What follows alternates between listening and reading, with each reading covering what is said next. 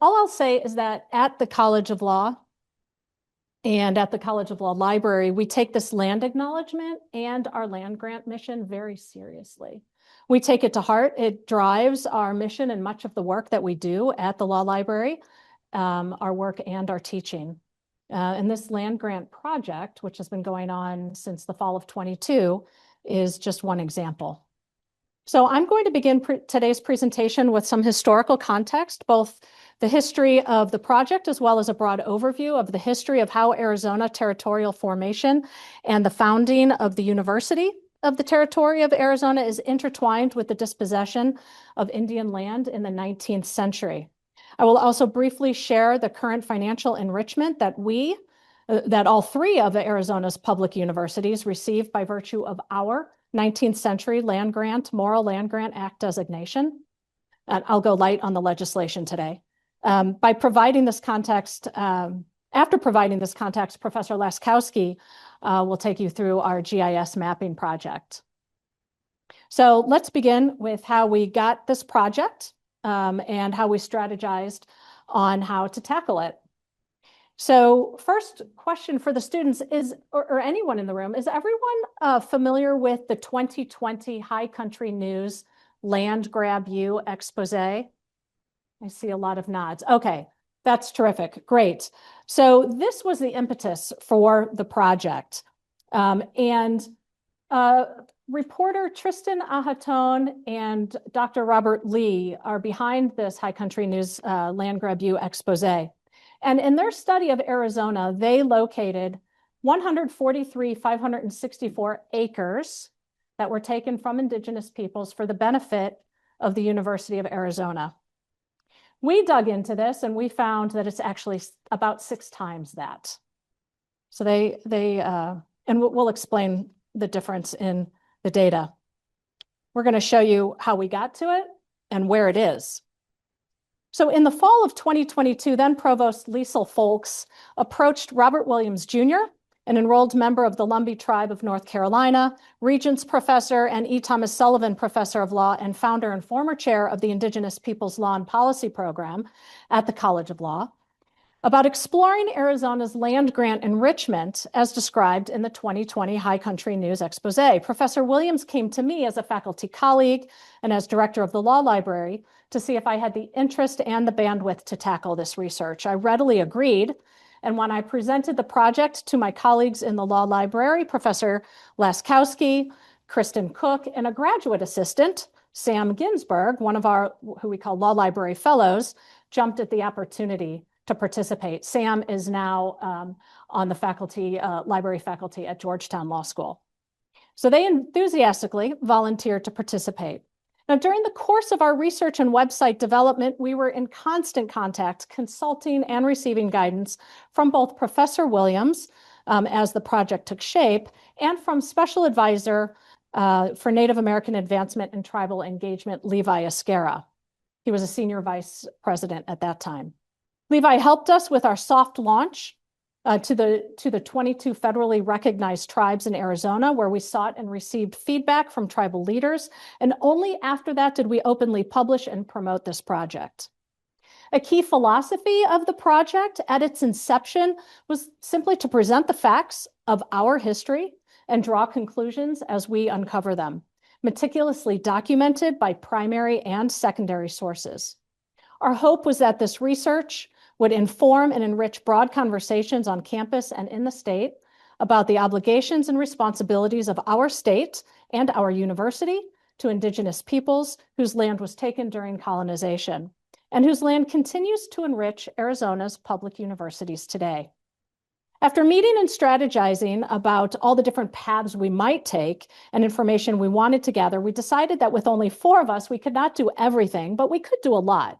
We prioritized both historical and current day components. We decided to focus on how the Morrill Land Grant Act relates to our university, how the university came to be where it is here in Tucson, and which indigenous peoples lived on and possessed this land prior to colonization.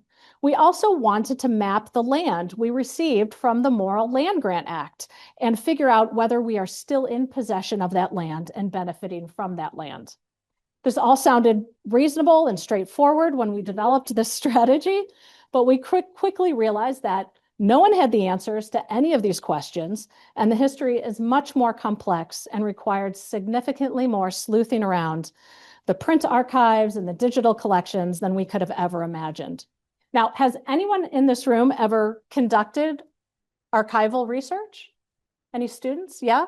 And what was your experience? Can someone just share your experience diving into the archives? Was it challenging? Was it easy? What did you find hard about it? That a lot of people catalog and organize differently and quite chaotically over the years. So it's always a mess every time I enter. Right. So the more you find, the more you learn, the more you realize there's more to uncover, more to document, more to verify. Yeah, that was a great summary. Thank you. So very early on, as we were piecing together the history of the University of Arizona from various articles and books, we knew we would have to go into the archives, and we did. And we looked at some of the very earliest Board of Regents notes. This is an example here. In wonderful cursive handwriting, has not been digitized, has not been typed. And we also studied the memoirs of Estelle Luttrell. Does anyone know who Estelle Luttrell is? She was our first university librarian here at the University of Arizona. And her unpublished, though digitized manuscript was a goldmine of information, particularly around the founding of the university and the various players involved in its inception, construction, and launch. It was from these types of records that we were able to become familiar with the founders of the university and the townspeople who were supporting the university's formation. We also studied the original deed that granted 40 acres of land from private citizens to the Arizona Board of Regents. And this is an image of the deed. The deed papers are about this big. Each leaf is about that big. So it's very small. It's cursive, has not been digitized except by us with photographs. And this is an excerpt from that deed. And you might not be able to make it out right this second, but in this deed, you can make out that four people, Reed, Parker, and the Giffords, who have been referred to as notorious gamblers in Tucson and as other references, transferred 40 acres of land to the regents of the University of Arizona for $1 on November 27th, 1886. You can also make out at the bottom the parcel description, which led me to this online BLM record. Has anyone worked in the BLM land office records? Yeah, okay. And Professor Laskowski is going to take us deeper into those land records. But that dark orange square there is important. In this record, you can see that just 2 years prior to that transfer, or 3 years prior to that transfer, on May 25th, 1883, Artemis Fay purchased 160 acres of public land directly from the US government in what is now central Tucson. That's the dark orange, that 160 acres. Now, we verified this by going back into the archives and tracing the ownership of this land using another gem of a find in this archive. This time, this was in the Law Library's special collections, our own library. Only months prior to the start of this project, my colleague Jaime Valenzuela, the Law Library's archivist, accepted the donation of an attorney's title book. That's what you see here. And with that parcel description from the deed, from the BLM record, we were able to find this page. You might note it at the top is the parcel description. And according to this attorney's contemporaneous records, title to the 160-acre parcel of land passed through several hands, including Richard Starr of Starr Pass, before Reed, Parker, and E.B. and America Gifford acquired it on October 5th, 1886, where that arrow is pointing. And subsequently, they transferred 40 of their 160 acres of land to the Board of Regents of the University of Arizona. And here you can see the attorney's rendition of that acreage and the 40 acres that were carved out upon which Old Main sits today.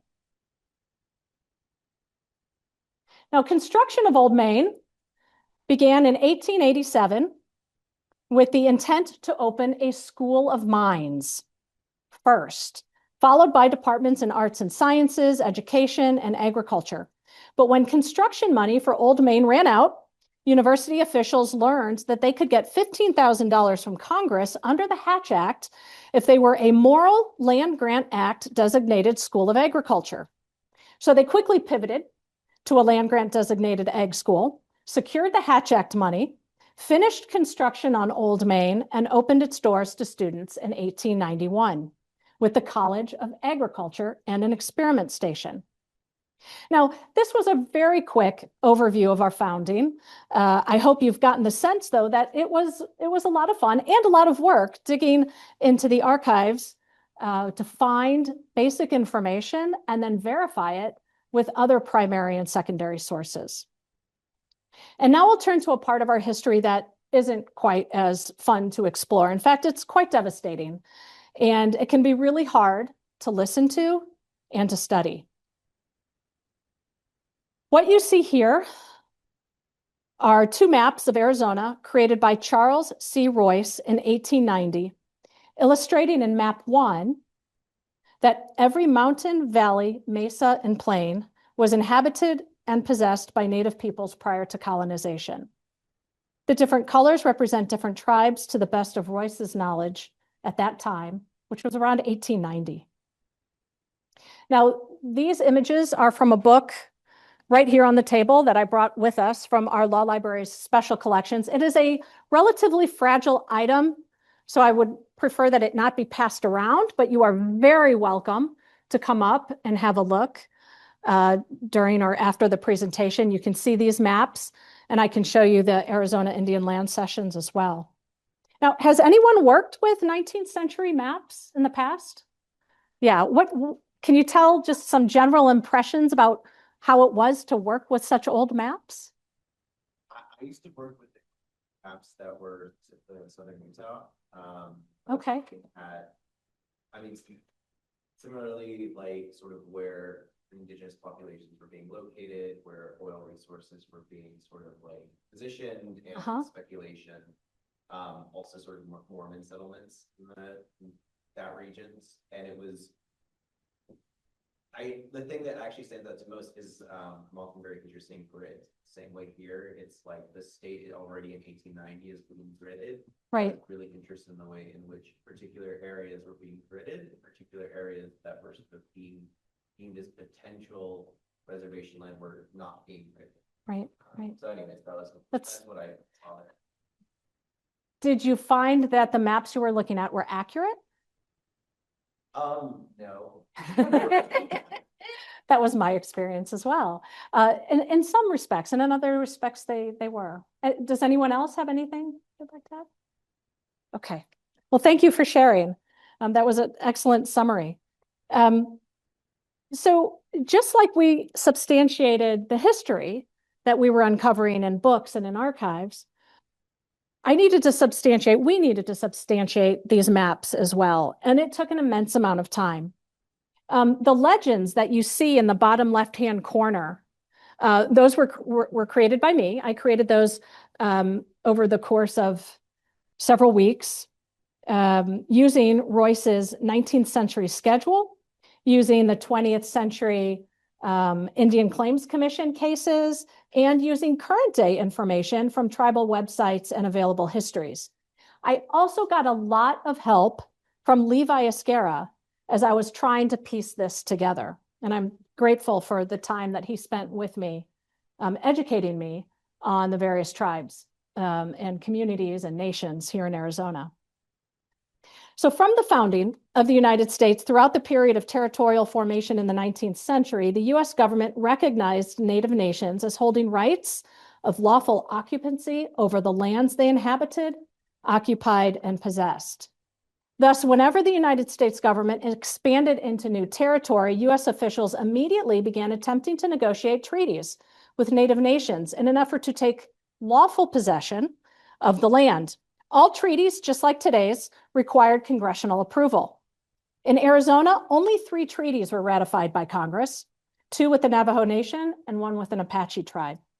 But treaty making ceased on March 3rd, 1871, when Congress, in a lengthy appropriations bill, simply declared that they stopped recognizing Native nations as independent nations with whom the United States must engage in treaty making.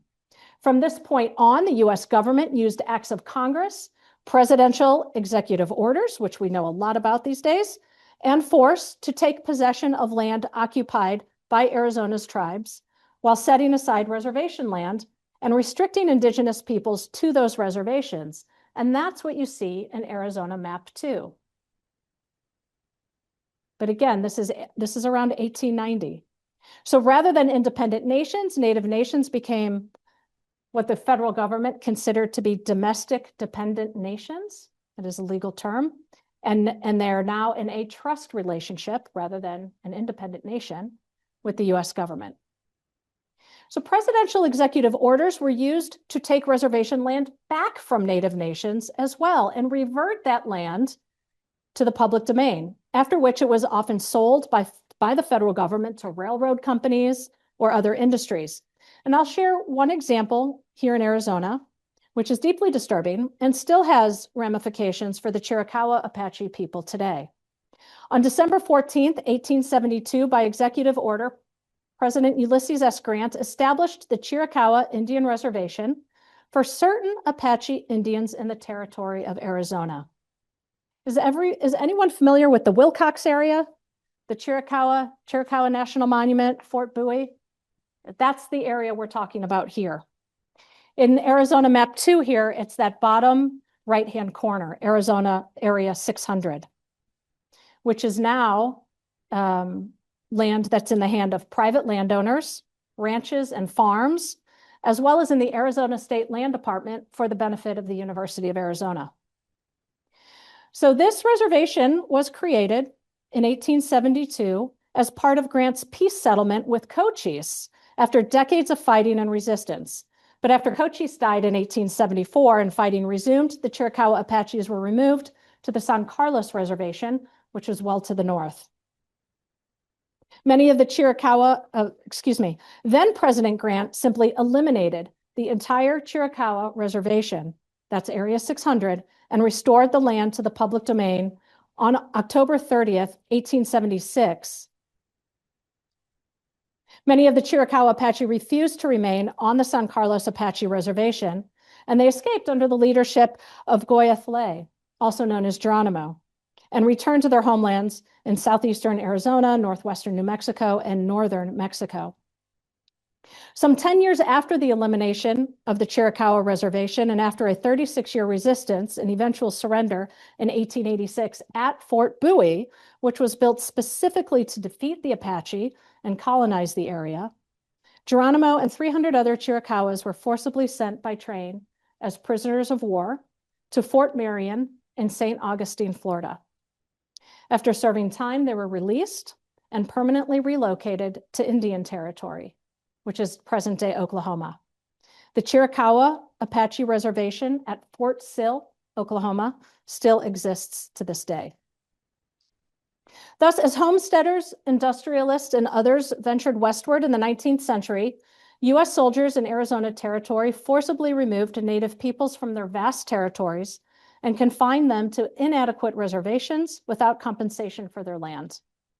And as we know, this was common practice across the Western United States in the 19th century. And it was this practice, the establishment of open and empty public lands, that gave rise to Vermont Senator Justin Morrill's successful proposal to give millions of acres of this open and empty public land to states to fund universities dedicated to educating the common man in agricultural and mechanical arts, in addition to military tactics and scientific and classical studies. The key here, though, is agriculture and mechanical arts. These are the A&M universities. This is also our university. This open and empty Western land allowed for the establishment of the University of the Territory of Arizona. The Morrill Land Grant Act was passed in 1862. Does anyone know what year we became a territory? Professor Curley? 1863. So we weren't even a territory when the Morrill Land Grant Act was passed. Now, the Morrill Land Grant, as I mentioned, allocated 30,000 acres of land for every representative of a state in Congress. So when we opened our doors in 1891 and became a land grant institution, how many representatives did we have in Congress? I heard it, 0. That's right, 0. We weren't a state yet. We had no representation in Congress. We were still a territory. So we got our land a different way. We did not get 30,000 acres of land for every representative in Congress. But a side question here, what about the eastern states? The states east of the Mississippi, they didn't have public land to allocate to their universities. So what happened? Does anyone know how Congress allocated land to states east of the Mississippi for purposes of the Morrill Land Grant Act? Scrip. That's what this is. This is scrip land for both Pennsylvania and Alabama. And I use these because they both were allocated scrip land from Arizona.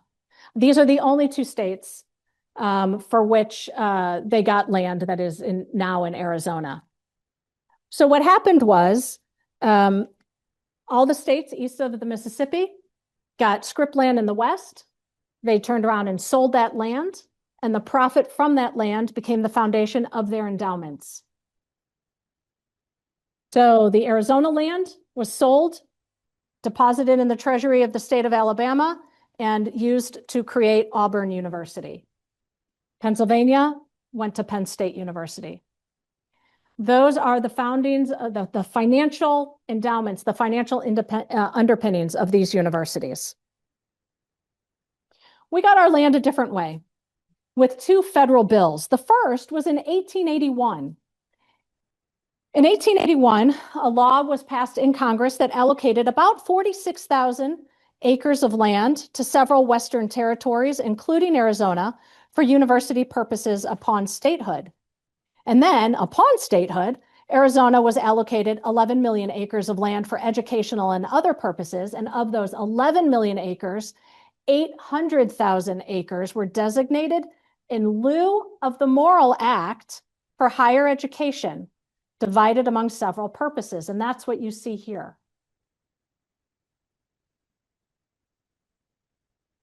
So to be clear, Arizona never received grants of land directly from the Morrill Act of 1862. Instead, the federal government granted the state of Arizona trust land for university purposes for higher education through the 1881 Act, which is that last line above the total, and through the Enabling Act of 1910 in lieu of the Morrill Act. And the state of Arizona took title to this land upon statehood. So again, the University of Arizona became the state's Morrill Land Grant Act designated institution 20 years before statehood, when it applied for that Hatch Act funding in 1889 to finish building Old Main, simultaneously creating the university's College of Agriculture and Experiment Station. So this was some of the complexity that we had to piece together as we were doing this work. Now, last year, I became hyper-focused on understanding the revenue, or following the money, which we had barely started to do early on in this project because we quickly realized while we started that it was incredibly complicated and we just didn't have the bandwidth amongst the 4 of us to explore the financials on top of everything else. However, that graduate student I mentioned, Sam Ginsberg, for a class she took with me for her final project, she started digging in to those financials. So when I was able to turn to it about a year ago, I had her foundation upon which I could launch. And she and I had reunited a year ago, and we pursued this avenue together. Now, has anyone ever tried to get records from state agencies, like FOIA requests? Do people know what Freedom of Information requests are? A little bit, yeah. So that's what we had to do. We let's see, Sam and I sent out a lot of requests out to the university's business office, the provost's office, the financial aid office, the Arizona State Land Department in Phoenix, ABOR, and even the Treasury. And everyone was super responsive. We never got to the point where we had to file formal FOIA requests. Now, it took many months of communications and studying documents and spreadsheets before I felt I understood how the revenue flowed from the land grants to the Arizona State Land Department, to the state treasurer, to ABOR, and finally to the University of Arizona, ASU, and NAU. And ultimately, here's what we discovered. And I'm just going to give you the bottom lines here. If you'd like to know the gritty details, I would invite you to have a look at our recently published law review article on this topic. Now, there were and still are these 6 land funds with acreage originally totaling 846, now totaling 688,000 acres. Those 6 funds you see here. The College of Education included the Tempe Normal School, which is now ASU, and the Flagstaff Normal School, which is now NAU, as well as the University of Arizona. Mechanical colleges include engineering programs at all 3 universities. The military institutions are the ROTC programs. And the University Land Code and the 1881 acts of the University of Arizona Fund were eventually combined. They were initially allocated only to the University of Arizona because we were the only university in the state. But in the 1980s, after ASU and NAU had become, many years after they became universities, the state legislature combined those 2 funds and allocated them to all 3 universities. So these are the distributions and fund balances at the end of fiscal year 2024. These funds, the university designated land grant funds that are held in trust by the Arizona State Land Department for the benefit of higher education, has a permanent fund balance of, it's got to be over $230 million now. And a combined distribution in 2024 of $20 million, which gets distributed to all 3 universities by specific formula. Distributions to the universities is based on several factors, all of which are strictly governed by law, including by the Arizona Constitution and our statutes, and they are implemented by policies governing the Arizona Treasury formulas, the Arizona State Land Department operations, and ABOR allocation policies. For example, there are laws and policies that govern how, when, and to whom the Arizona State Land Department leases or sells trust land. As part of our research, we obtained the most recent available leases for the university designated land that it leases to tribes. We learned that the Navajo Nation was the largest lessee of university designated land, and that half of Native nations in Arizona lease university designated land from the Arizona State Land Department for a variety of uses, including grazing and farming. There is a sample lease that we pulled that is going to be passed around. So you can see the total amounts that are distributed here. And I think that's enough for me now. I'm going to pass it on to Cass to focus on the mapping, and I'll be happy to take questions.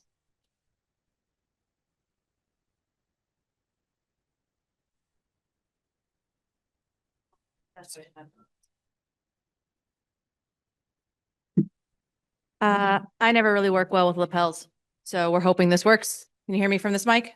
Awesome. All right. So I'm going to escape from the PowerPoint because what I'm going to show you is just better to show you interactively, but also the Army made me such that I am not a big fan of being a PowerPoint ranger, as they used to call them. That joke may land for some people, but may not land with others, and I'm okay with that. All right. So as Teresa noted when she started talking, it's definitely a difficult topic, right, to investigate because you're investigating the dispossession of land. But part of what we wanted to make sure we did as this project unfolded was that when we told the story we tried our best to tell as rich a story as we could that included the history, the visuals of all the parties involved. So some of this, because of the way, as was mentioned at the beginning, the records are made by those in power, like Royce's records. Some of that information is got a certain particular perspective and bias.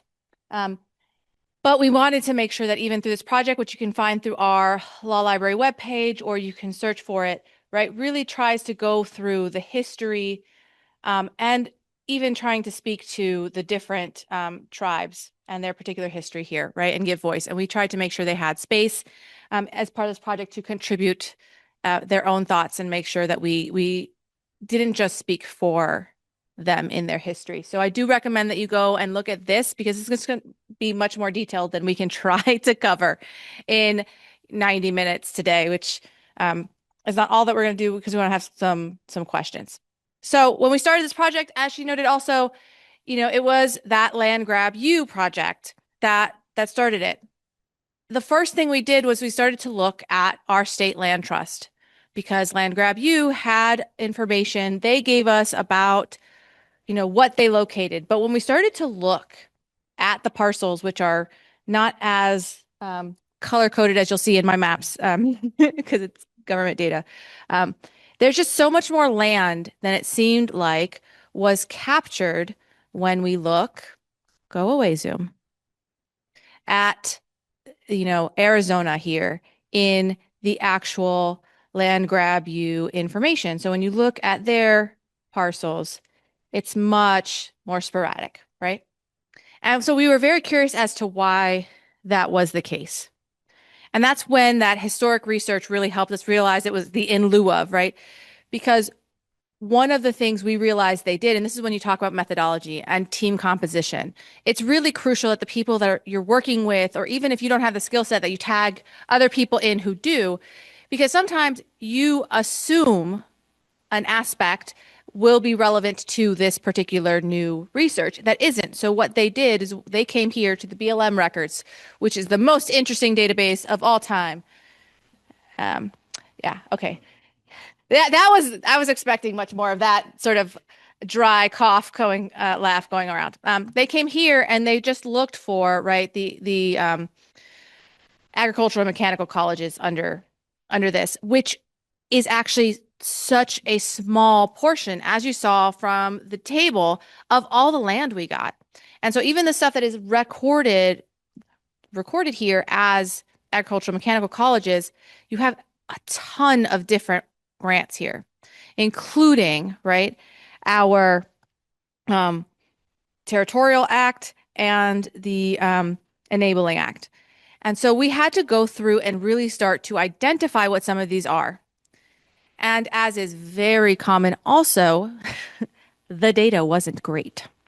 And so we spent quite a bit of time going through and trying to understand this data. So this is, for example, one of the records for land selections from the 1881 Act. And as you notice, it's very long, right? That's because when we're talking about what this land is, they're selecting it based on a system. For those who've done parcel records, this is probably very familiar for you. For those of you who do more environmental mapping or different things, maybe you've never touched the public land system survey, the survey system. This is the PLSS breakdown of where they do land, right? They have one big square and they break it up into a bunch of smaller squares. And so when you select land, oftentimes they're picking one of these tiny squares. And that's what you see happening here is they're picking each of these small little lots and tracts. And so each of these selections is in a different spot, which is why you get that pretty sort of pixelated pattern going on with selections with these holes in the middle, because they're not just selecting one big square. They're selecting them in interesting little ways. And so we had to go through and figure out where all these were, because while it's here in the BLM record, it's not downloadable. Like we couldn't just export it. So we had to create the data set. So that's always the fun part about research that I think you learn as a grad student and eventually a PhD student is that you have things you want to research and you realize nobody has created the data set you need. And it's going to take you a lot more time to do all that work yourself. And then you wonder if there's a different project you want to take on that actually has data because you're only about 3 months from your thesis deadline and you don't actually want to try to play that game. We obviously were not in that situation with this project, but we had to create the data set ourselves. So we couldn't really sort of pivot and pick a different data set. But the interesting thing we also had to do is go in right now, the link to the government website for the actual images is down. It's called the CDI record.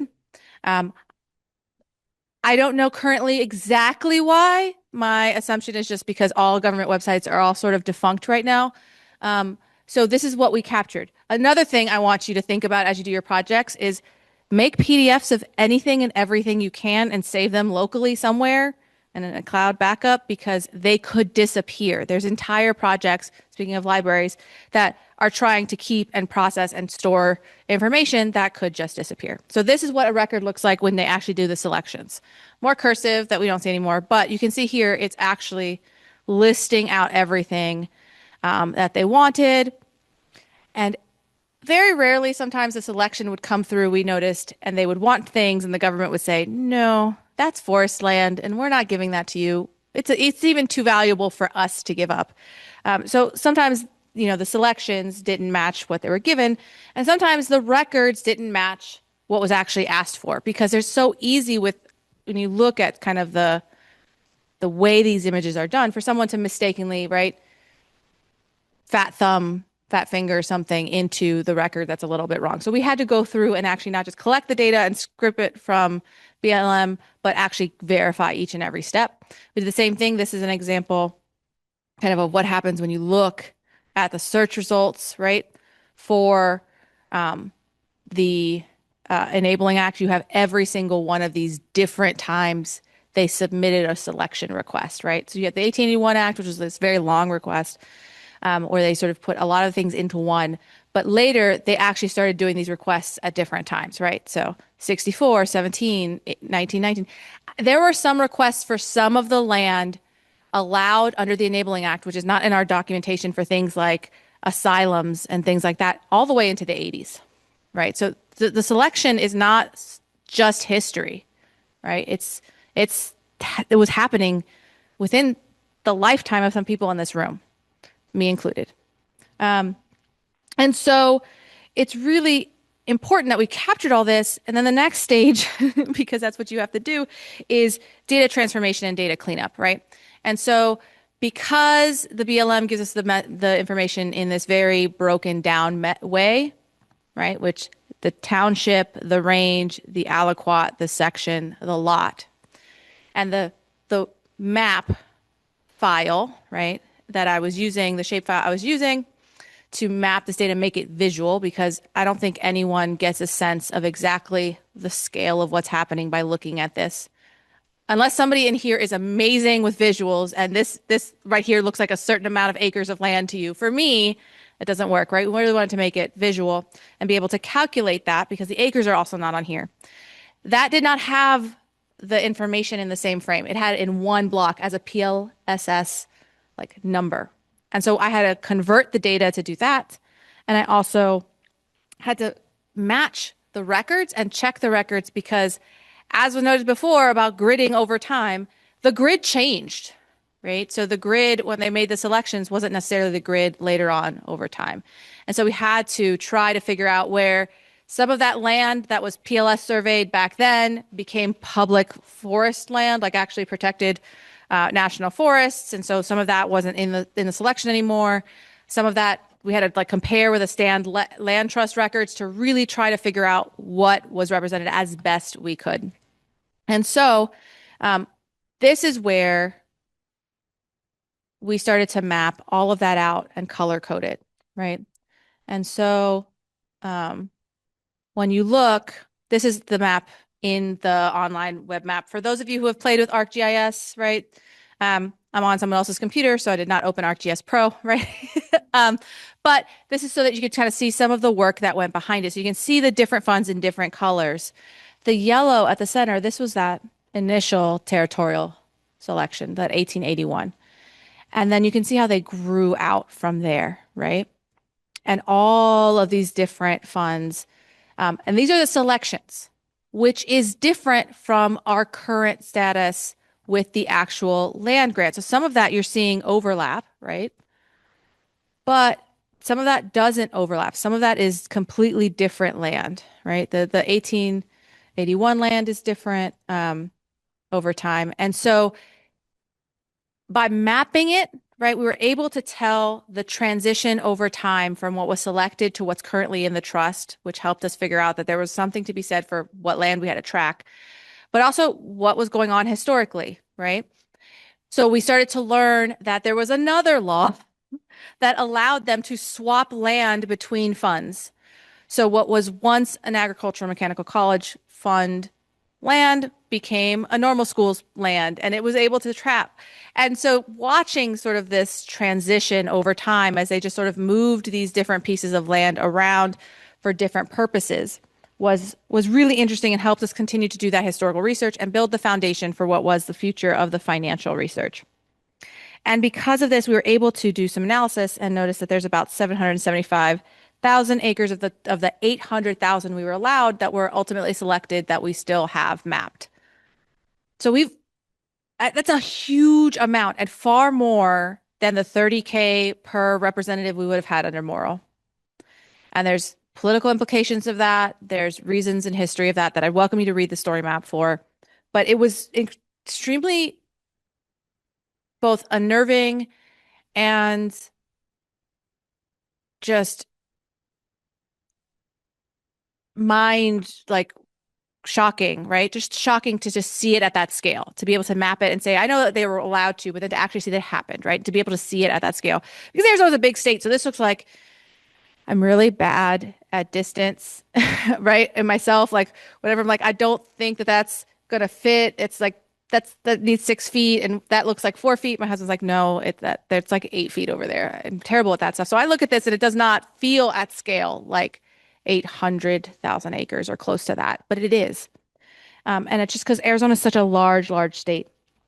But I think the more important part about visualizing this is that it gave us the ability to put context to it that future researchers, which is the goal of this project, right? We had our own research goals, but we wanted to create the kind of data that if anyone else wanted to utilize, and we welcome on the story map as well for you to reach out to us if you want that data, that they could build upon, because we wanted to be able to show this story on top of the history. So things like the ceded land,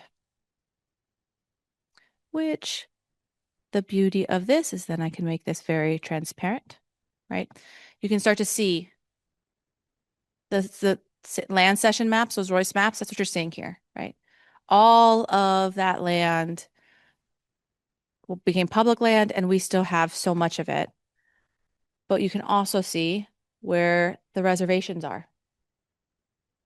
And so how much of that ceded land still exists as a reservation in some fashion, and then are parcels next to them where that lands next to things like rivers.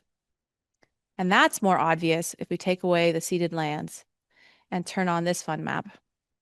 Said also with a bit of gallows humor.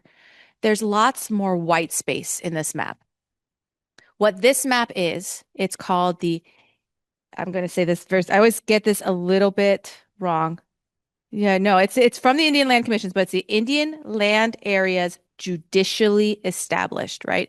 So the Royce maps map where land was ceded according to the U.S. government as far as where they at that time believed Native American tribes stood. That is different from this.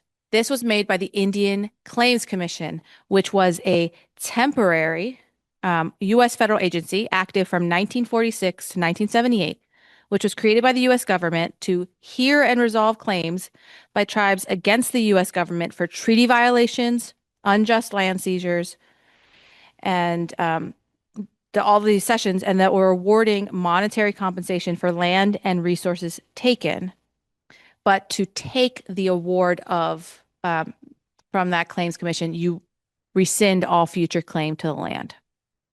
And so one of the things that's, I think, a political message here is the difference between, right, that cession map, which has no big borders, and even the way the Indian Land Commission, the Indian Claims Commission mapped out these lands, which is different as part of these cases, and those spaces in between, which include things like rivers and different resources that, you know, were not judicially verified as belonging to the tribes, sufficient to award them compensation for their loss. It's important to be able to put all of this data on top of that history, because each of these perspectives are part of that political history, of that cultural history.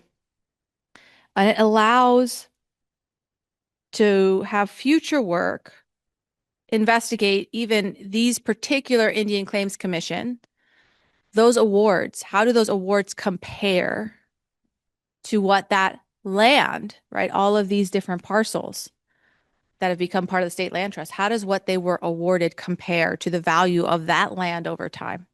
That's a question we haven't investigated yet, but it's a future question for research, right? Because now we can look at it, we can say this land is on top of this particular case. This case was awarded this much. What is that land valued at over time? How much is that land produced? And to really be able to map more of that impact.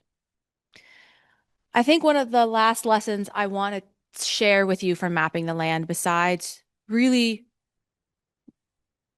making impact about these social history lessons, even this legality, right? Because the law touches us all and the law changes so much, right? It's a power structure. And we're able to map and show how those power structures historically have changed and affected what we're doing here, different communities, but also for the research we did, right? From the methodological position, one lesson I do want you to take from this is that these types of projects are so iterative, right? We started thinking we had the data from land grab, we were going to map it, we were going to look at it, then we were going to tell some story, it was going to be real fast. Then we realized their data was incomplete, so we had research to do because we could not figure out at all how Arizona got moral land when we did not have representation. So then we did research, and then we realized, thankfully, several of us are legally trained, so we were able to do that type of legislative history research, right? But we found the law that told us, oh, it's a totally different story. And it told us that the land grab you capture was so much smaller. The beauty of that is that later, as we built this project, they came back to us for our data to figure out what happened, and we were able to help them expand their project, right? And then as I started to map the land and we started to see that, then we started talking about the finances and started doing that cyclical work of trying to figure out exactly all these different research questions. So the big thing is be prepared for your research questions to evolve. Protect yourself personally when you do these hard research projects, because, you know, the things you're reading, the law, especially historic law, is not exactly written in very friendly language, I would say, so at times in different things. And sometimes you're trying to bring voice to really, really painful history. But it's important because then it can be built on and we can make sure it's more visual and it's not minimized or it's not missing pieces. And so while we've worked really hard to be as comprehensive as we can now, we know there's more work to be done to really shine a light on all the ways this history has impacted all the participants involved.